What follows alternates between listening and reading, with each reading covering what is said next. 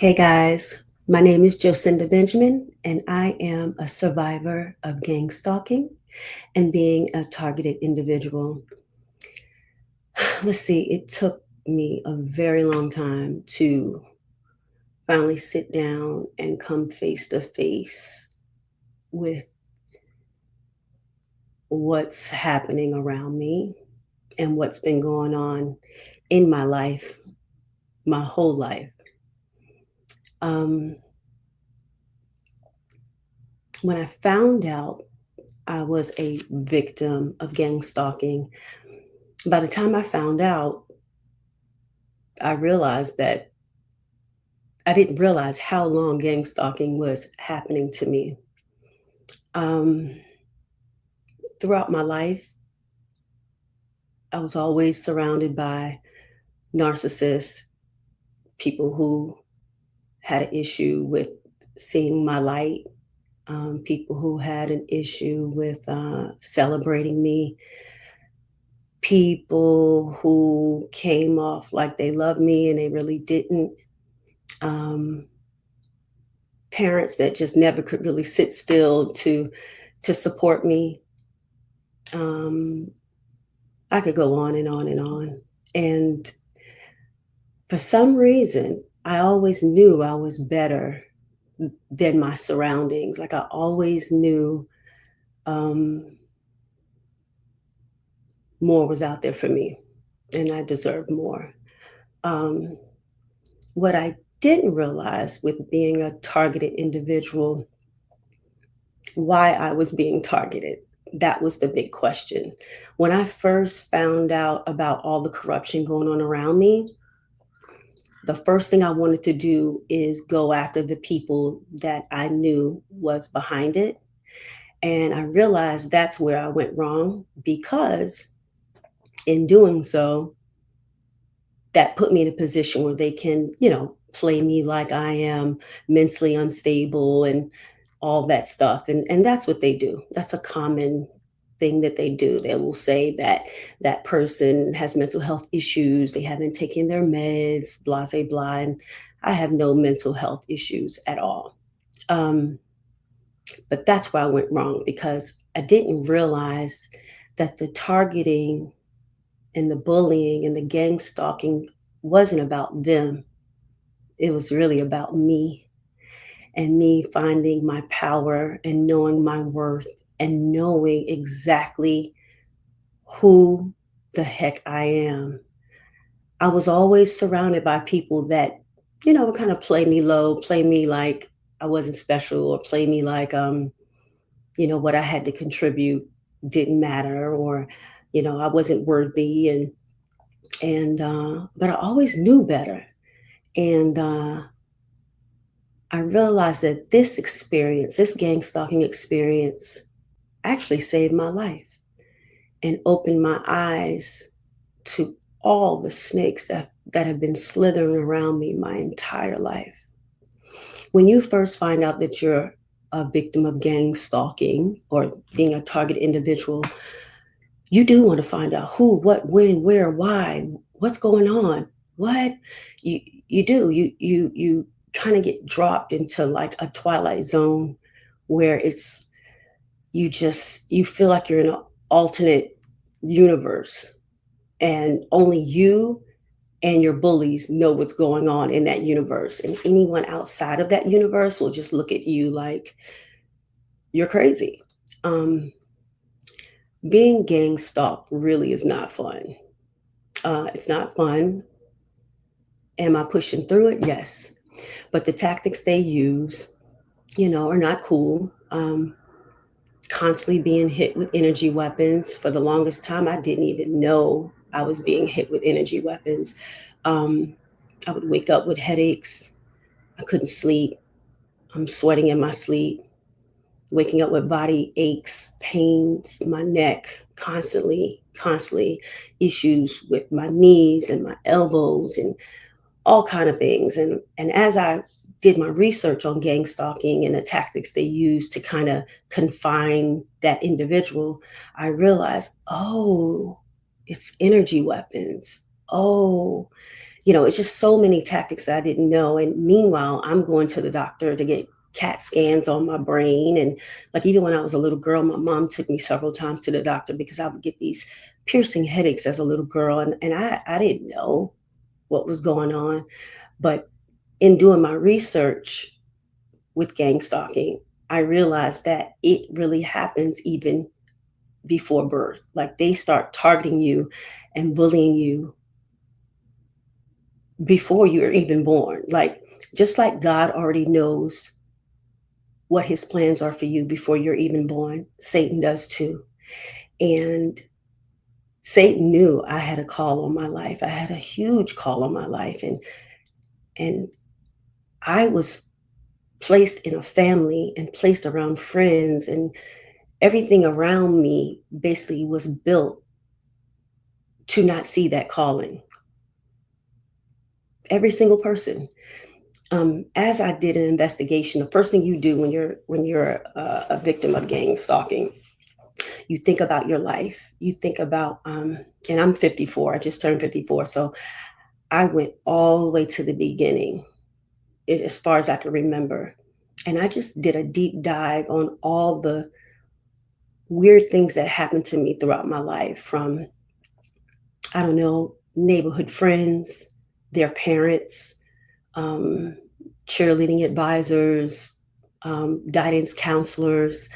I remember when I was in school, I would get pulled out of class, and I remember doing testing, and I remember the guidance counselor always asking me questions, and I always wondered why I was always the only one being pulled out of these classes, um, and not really understanding what the big picture was. And I really don't even think my parents knew that I was being pulled out of class, and you know just all types of things that was going on. It just opened up a whole world of, it's like I became an investigative reporter on my own life. And all the weird things that happened throughout my life, I could finally say, that's why that happened. That's why such and such came into my life. I realized that people, I realized my whole life was a lie. That's probably the one thing, us victims find out, that our whole life was a lie. My friends weren't my friends. My family was always isolating, and I never really felt supported. And if I did, I had to hear about it. Um, Everyone was in my life to either be some type of agent, some type of, I don't know, just everyone just seemed to be an op. And at the time, I didn't understand it. I had friends that would come in my life. We hang out. I'm thinking everything's great. We're like sisters. We have a fallout. I don't hear from them for 2 to 3, 4 years. Then they come back in my life like nothing's happened, and they say, it wasn't you, it was me. And I just noticed like it was an ongoing routine with everyone. Everyone was doing this mental push pull type of game with me. And at that time, I can say, I don't think I love myself enough to walk away. Now I have. But back then, I think I had an attachment type of personality where I would, oh, that's my friend, or we went to college together, or we went to school together, or we used to cheer together. Oh, I just keep in my life. Oh, that's my sister, my bestie. And little did I know they were really in my life as ops, like everyone. Um, I mean, even my college roommate, she was a total nightmare. Like when I look back over my life, I'm like, oh, that's why she was so mean. That's why my friends come and go. That's why my dad doesn't see my light. That's why my sister, we really don't feel like sisters. That's why these teachers are pulling me out of school. Like all of a sudden, I just had a rush of answers. And my whole life, I never got these answers. Like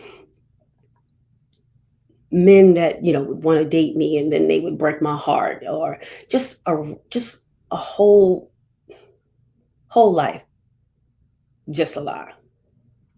Now, I could look at it in a positive way or a negative way. It's all about perspective. I could look at it and say, oh, woe is me, my life was miserable. You know, I kept having these uphill battles. Um, I realized I was being gang stalked on the job. Every time I got to a certain point, something would knock me back down. Um, I endured bullying. When I worked in radio, my supervisors, they would be the type, they'd have me do managerial duties, but then they put their name on the work that I would do and turn it in like it was their work. Just all types of bullying. And when I just really look back over my life, the positive side is I finally got answers to things that were looming over my head. Like, I finally got answers and closures as to why I always stuck out like a sore thumb, or why I wasn't appreciated or accepted, or why life was always so difficult, and why I never really felt accepted. And I was raised in a home with alcoholism, and with parents that really emotionally uh, weren't there for me emotionally. So I was forced to grow up really fast, forced to take care of my mother, which she was a narcissist. My stepfather was a narcissist. Like, I realized my whole encampment, everyone was narcs. And when I was a little girl, no one knew of the word narcissism. Like, we didn't know what narcissism is popular now, but back in the day, we didn't have a term for it. But all I knew is that I was a black sheep, and I stuck out like a sore thumb. And I knew deep inside, no matter how many times people tried to hold me back, that I was destined for greatness. Now, I get older, I go to college, I have a roommate who is like a total nightmare. Now I understand why she was a nightmare. Um, I go on, I have children because I'm not loving myself the way I should. Of course, I get pregnant by two men that weren't even worth the ground I walked on. But when you're in a low vibrational state and you're not loving yourself, you will tend to attract people who aren't worthy. And nonetheless, I push on. I have my children, a boy and a girl. They're a few years apart. And I was a single mom, and I did the best I could do with them.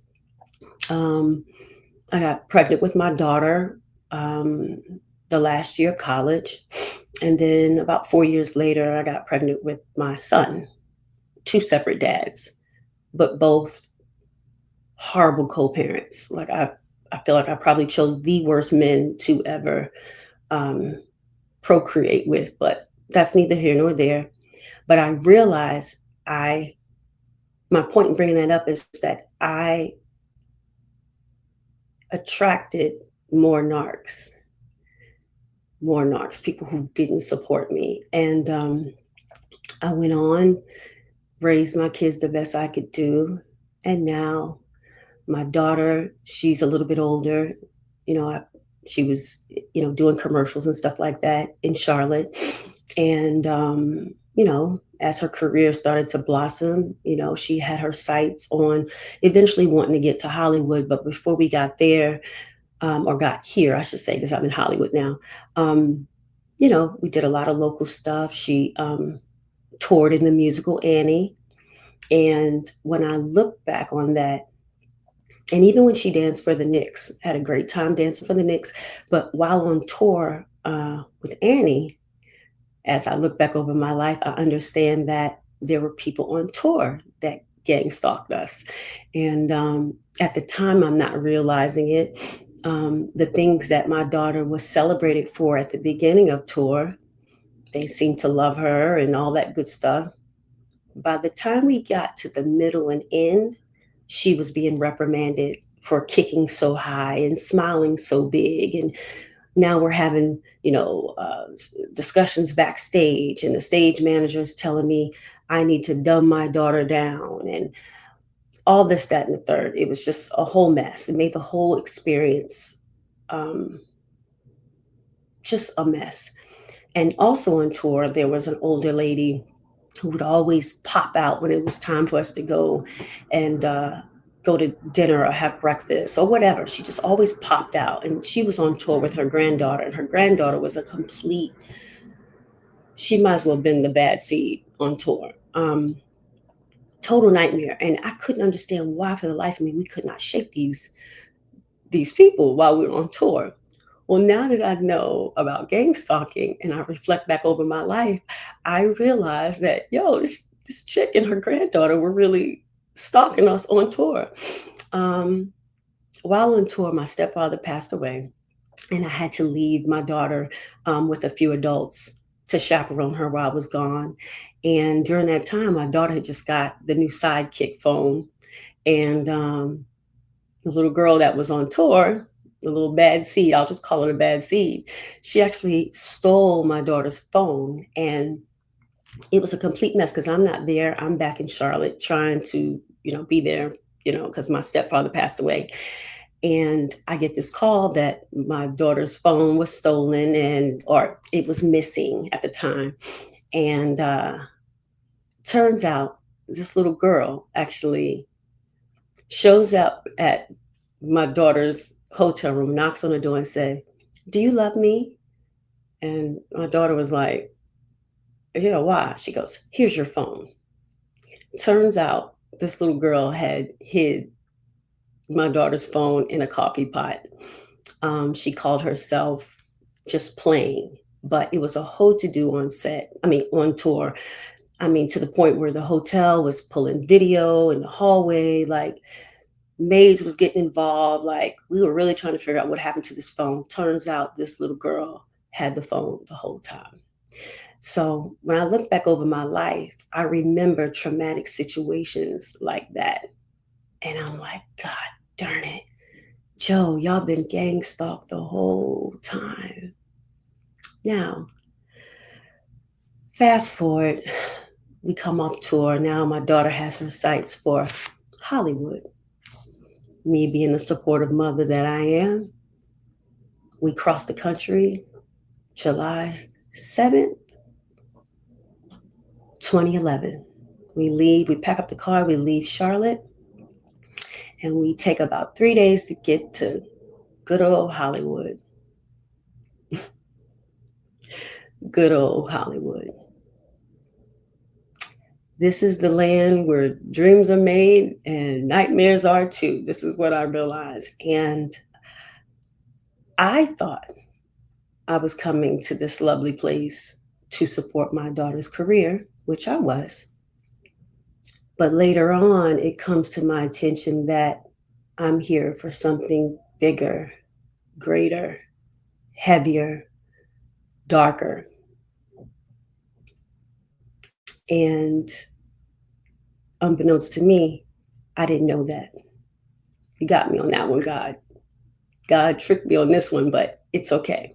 Because apparently I must be strong enough to handle this mission. We get out here in 2011, we get agents, we get managers. My daughter's